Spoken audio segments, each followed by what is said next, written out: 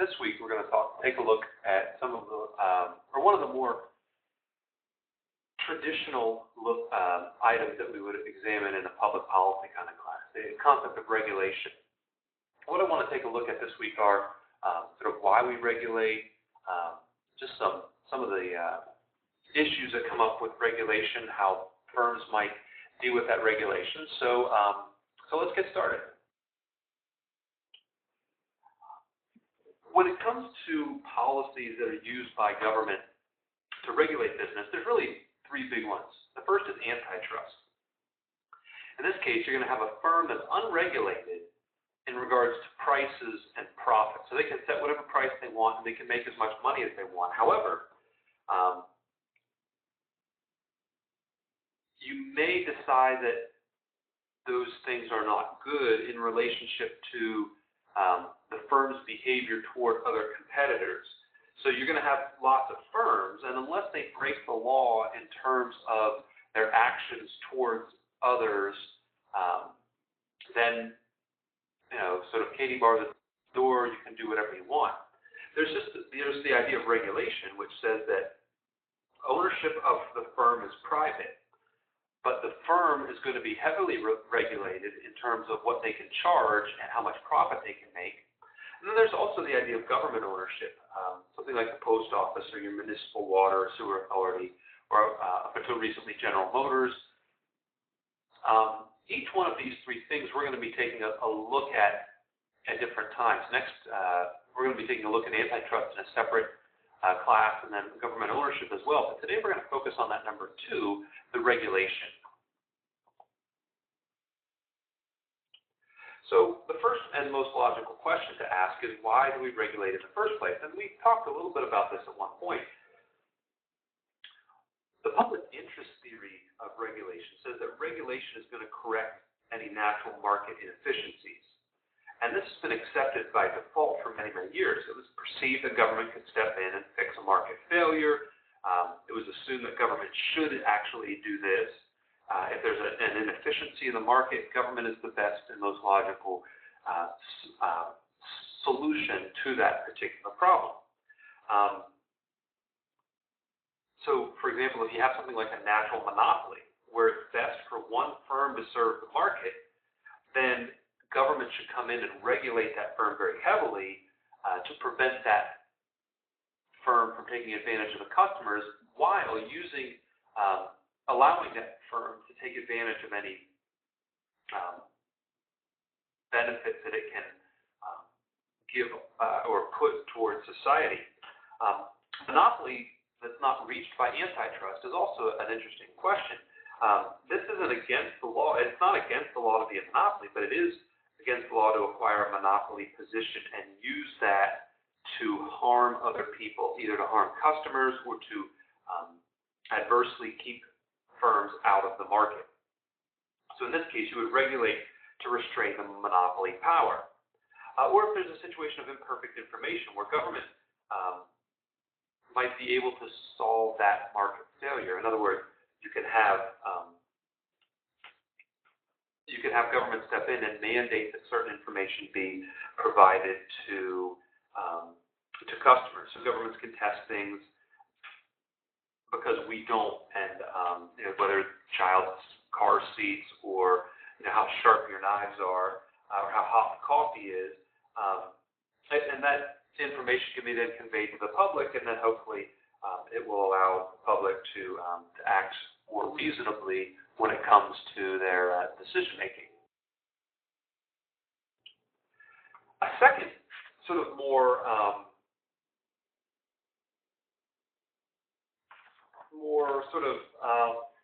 benign approach to the public interest theory is something that's known as capture theory.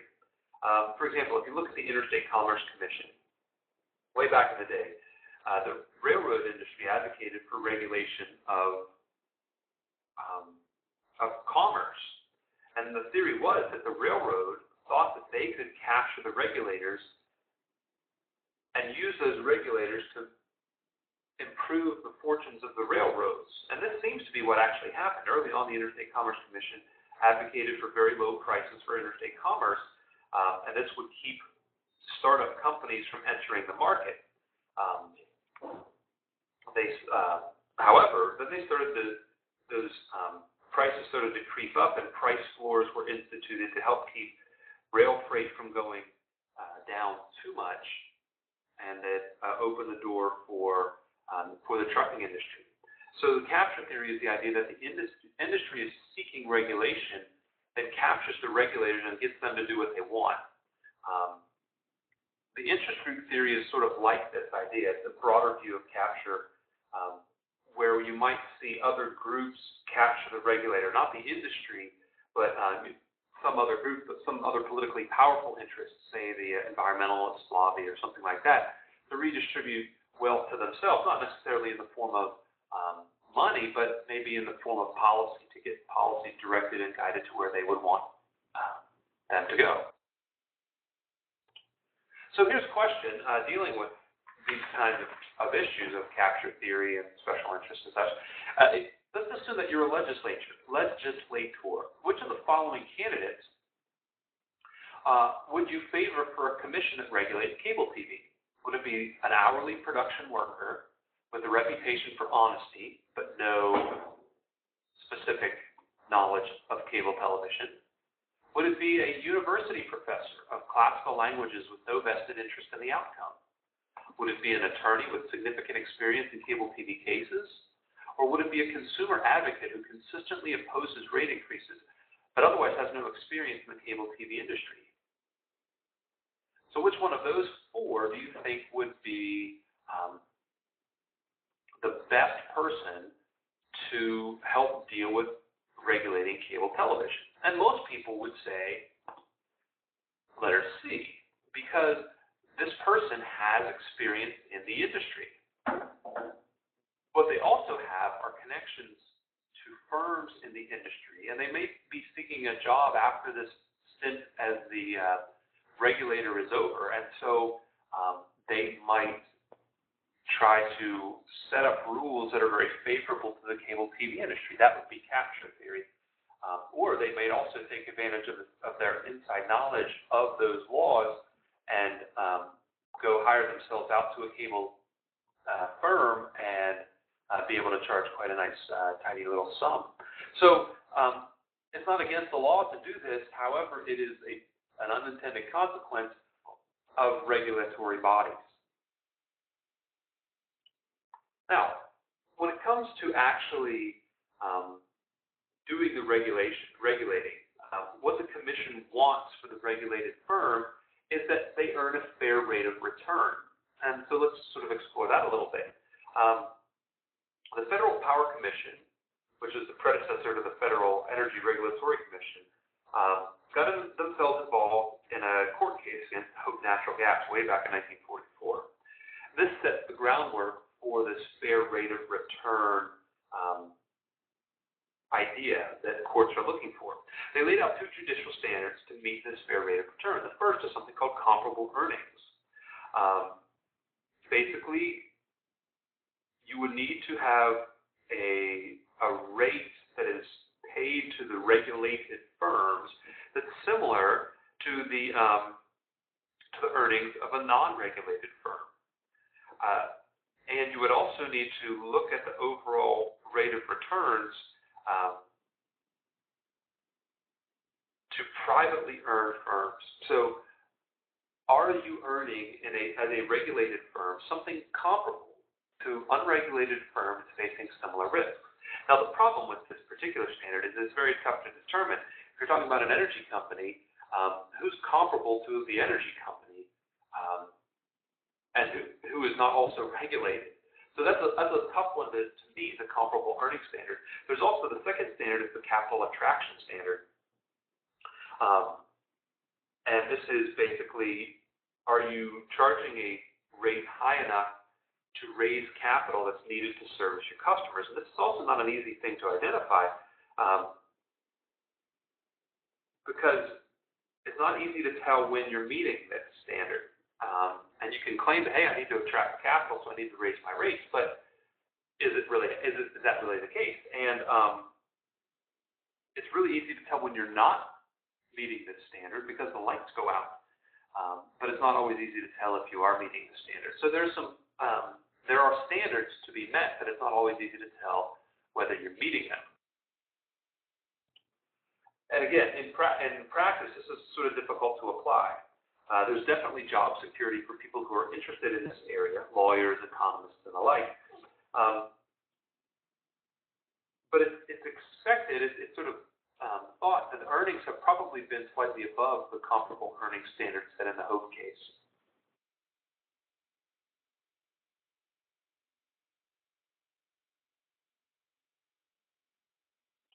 So think about this question as a yes or no.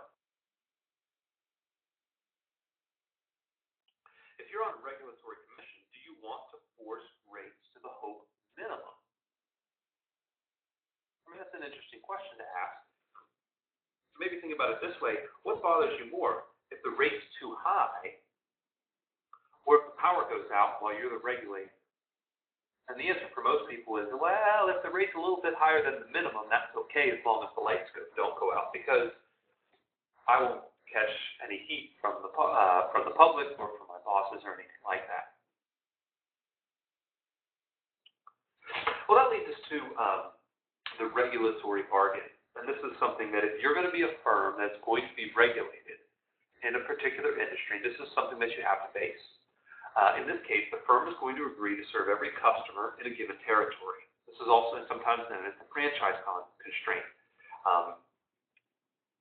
But this doesn't exist for a non-regulated firm. If you're Papa John's and you don't want to send your pizza driver into a bad part of town, you don't have to do this. But if you're the postman, you do have to go into that bad part of town. You do have to serve all the customers. You do have to provide electricity. You do have to provide phone service. You do have to provide cable access to these areas that might be sort of dangerous. The firm agrees to the regulation of prices of profit, and you must go to the regulatory agency to seek an increase in price. But the benefit for you is that the commission agrees to keep out any competitors, and you, in essence, become a protected monopoly. And who doesn't want that? Unfortunately, the bargain causes what we call regulatory distortions. There's all kinds of distortions that can come about, and just like we've been reading in unintended consequences, there are consequences to actions that are taken. No economic regulation does just one thing. Just like if you watch TV and you see commercials for pharmaceutical products, they all tell you about this litany of potential side effects. Economic regulation can cause major side effects. One of those side effects is something called the cost-plus attitude, or gold plating. Basically, the way you approach this is, as a firm, you're going to get repaid cost plus a profit above cost. And so if you have extra costs, you might have happier employees, and you might be able to have a little bit of extra profit on the side. For example, let's say you have you're running a private firm. You need to go buy a pickup truck. You may not buy one with all the bells and whistles, but if you are a regulated firm who can recoup all those costs without question, you go buy the truck with, with the Sirius satellite radio, with the leather seats, with the rear view backup camera, and all those extra bells and whistles that you wouldn't have paid for if this was coming out of your own profits as a firm. All the costs tend to be higher in regulated as opposed to non-regulated industries in studies that have been conducted. So this cost-plus attitude seems to be something that actually does indeed exist. A second potential side effect is something called the Avery-Johnson effect, which is the excess use of physical capital. This is a specific form of distortion that exists because a regulated firm has incentives to use new equipment rather than alternative solutions. You can just increase rates to pay for it, even if it's not the most efficient solution. So you will often see regulated firms doing things or using new equipment or cutting-edge technology that may not have been tested as extensively as you would like it to be, just because they can. And this can also lead to something called the big mistake, where when a non-regulated firm makes a mistake, their shareholders pay. But in the regulated world, the mistakes are oftentimes paid in conjunction, not just with the firm, but with other people. There are political solutions that exist. So many years ago when 3 Mile Island almost melted down, the question was, who's going to pay for this mistake? And the answer was, well, consumers are paying. The utilities themselves, the firm is paying, and the taxpayers are paying. The big mistakes are usually shared. So let's take a look at each one of those. The consumer pays because the customer pays. There's less incentive to avoid mistakes if the customer is paying. So if you're not if you're the firm and you can just pass this off to the customer, and you make a mistake now and then, and the lights go out here or there, that's no big deal because you just get the customer to pay for it. The firm themselves may have less incentive to innovate. So some of these firms will continue to use coal power. They're not going to try something like green technologies because if it doesn't work, they would have to pay. And the taxpayers, again, this is sort of an issue of there's less incentive to avoid mistakes because you can just pass this off to the taxpayer. So the incentive structure is skewed depending upon who is paying for the big mistake. Now that brings us to something we call the natural monopoly. The natural monopoly is an area where regulation might be a good thing. A natural monopoly is a firm that has the ability to increase output and decrease costs over a large area of output, over essentially all relevant outputs. So the average cost almost always, for firms, almost always slopes up somewhere, but it might slope up way out here somewhere. It may not start to slope up until you've exceeded all possible demand. So out there it's not relevant. However, what this also means is that if we have a lot of companies competing in this particular industry, then they all take a smaller share of the market, and then they end up producing somewhere maybe up here on their average cost curve. So they're producing at a higher average cost than they should, and a higher average cost than they would if we just had one big firm. So in this case, in the case of a natural monopoly, it pays to just have one firm. The more firms there are, it puts you higher up on the average cost curve, and the higher costs that the industry faces means that higher prices are paid by consumers. This means we have some choices that we have to think about. As a firm, should we price our product right here? This is where marginal cost crosses the demand curve. This would in essence be the competitive outcome, Q star and P star. That would be the competitive price. And that's fine, except for at that price you're below your cost, and that generally means you're losing money. You could, if you are so inclined, you could say, well, you know what, where marginal revenue equals marginal cost, that's where I'm going to maximize profit. So I want to set my output there at the quantity per monopoly. I'll go up to my demand curve, and then I'll set my price right there, and that is where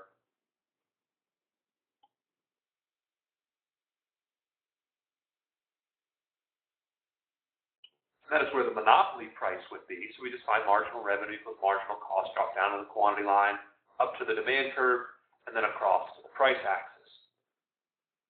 Another alternative would be to try to price at average cost. So the first option here would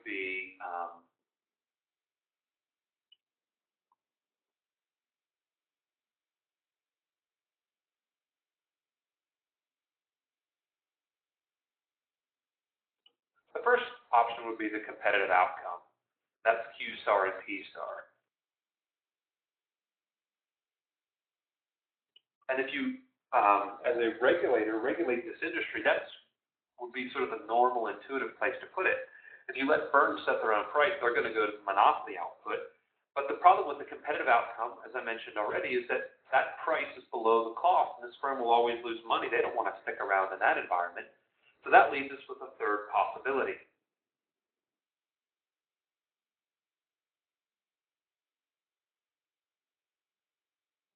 And that is to set price equal to average cost. And so that's what we see here with the orange line.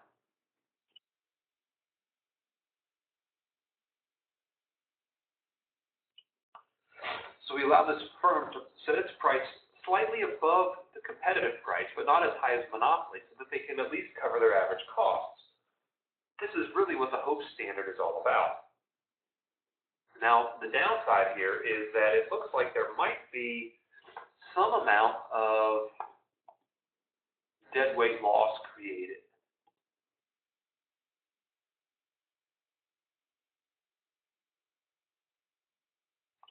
Remember that notion of the deadweight loss triangle we talked about when we talked about monopoly?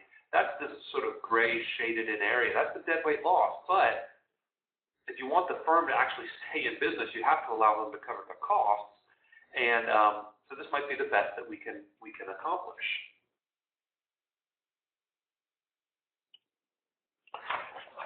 There are, of course, other alternatives here. There are other ways in which pricing can be set. They call it two-part pricing, where you charge a particular price, a fixed charge to get access to a service, and then charge a variable charge that corresponds with marginal cost. So this would motivate good economic behavior, but make up for all of your fixed startup costs, and then it will allow you to just charge the cost of production of the next unit. So this is what happens oftentimes when you get new cable service, or you get new cell phone service, or you get even maybe buy a seat license for a sports team, where you pay a big upfront cost, but after that, the rate per unit that you use is charged closer to marginal cost. There's also the situation where price discrimination may come into play. That's a pricing possibility. So you have different prices for different markets or different customers. Then you convert some of that consumer surplus into revenue for the firm, and that moves us toward the more competitive output. Unfortunately, there are these vulnerabilities that exist. Vulnerabilities to something called cream skimming. Cream skimming is defined as serving only the most profitable sub-market. So whenever you get milk right from the cow, if you let it sit, the milk's going to divide. There'll be cream in one part and the skim milk on the other. And the cream is considered to be more valuable, and that's what's going on here, where you take the customers that are actually going to pay you and then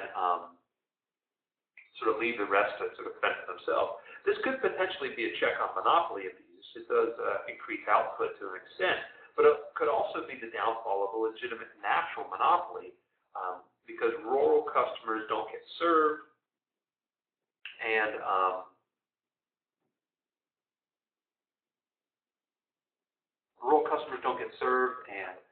we have sort of this unfortunate outcome where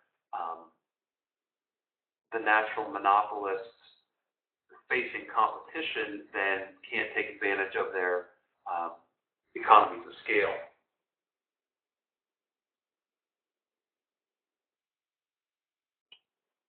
So here's another question to think about in terms of cream skimming and pricing possibilities and that kind of stuff. Would you favor allowing FedEx and UPS? Would you favor allowing them to deliver first-class mail? Would you say yes with no regulations? Would you say yes with the legal requirement that they deliver to all addresses?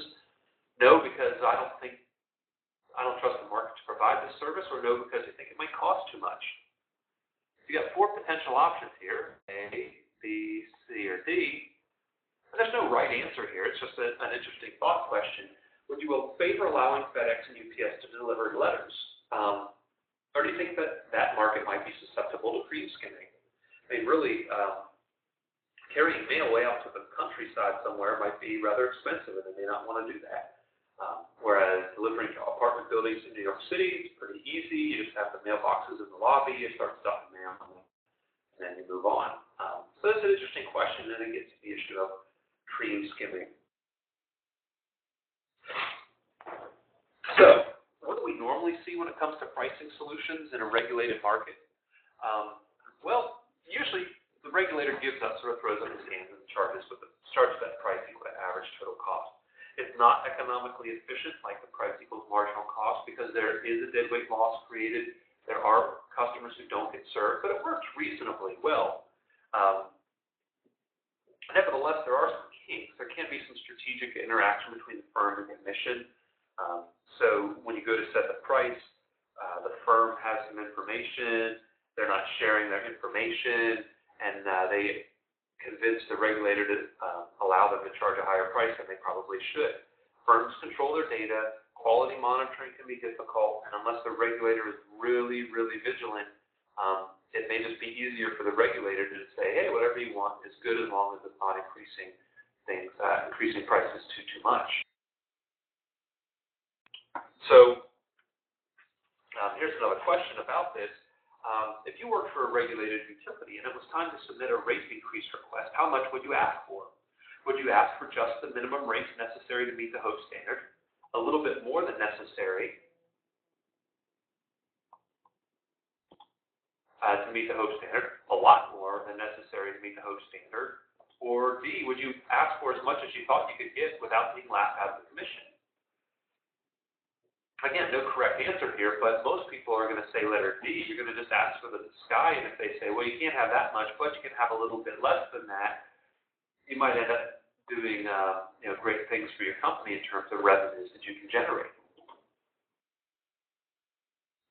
So how do you deal with inefficiencies?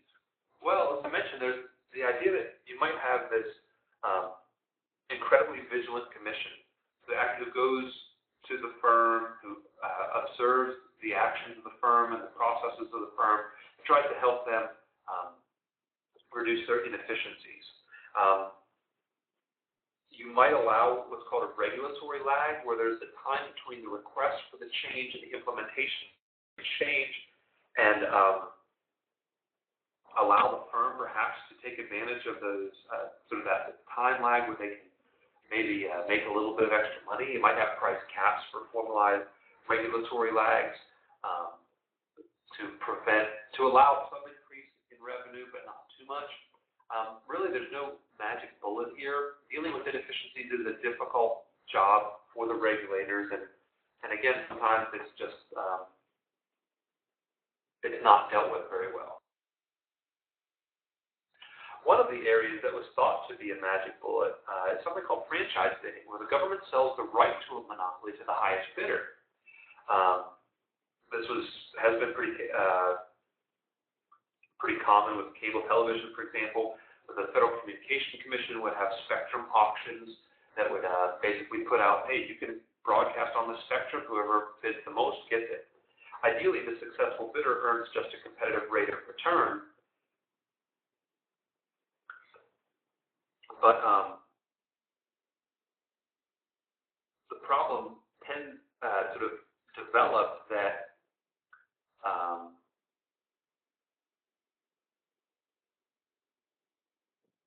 the auctions themselves were poorly constructed. There was some gaming of the system by the bidders. They got together and sort of agreed that there would be certain winners, and therefore everyone would get a little bit of the pie without having to pay too much.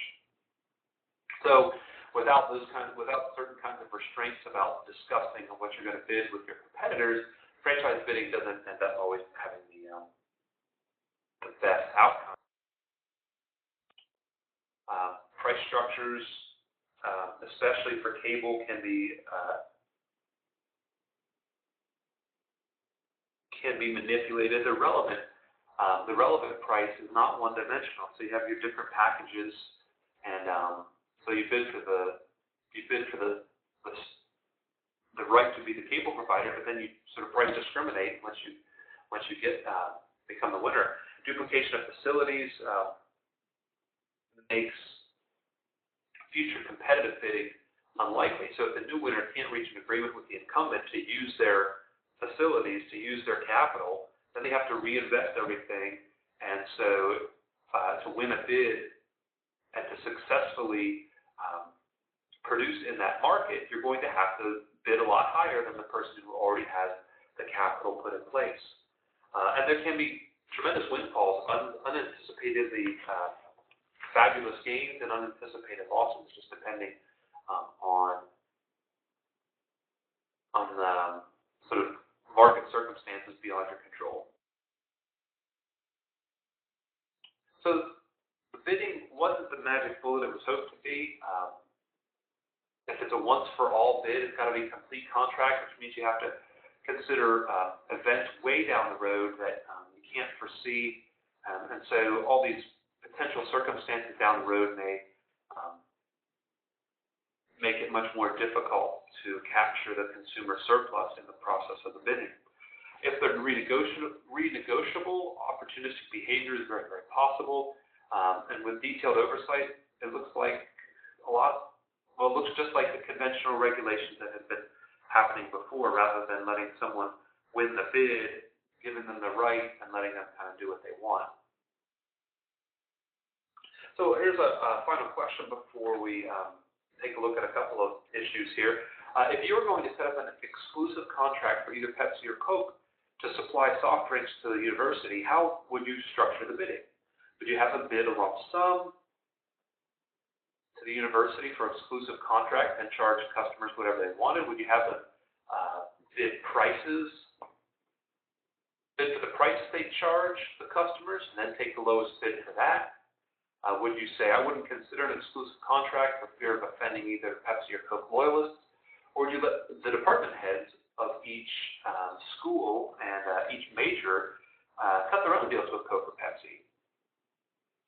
So 4 options there, none of which are entirely correct, although C and D are less likely than the other two. But the question is, how do you want to set up your bidding? Which way do you think is going to be most effective? And again, that's sort of a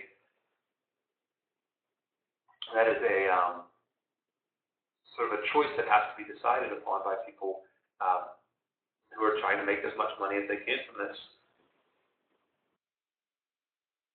So 2 sort of examples here before we close.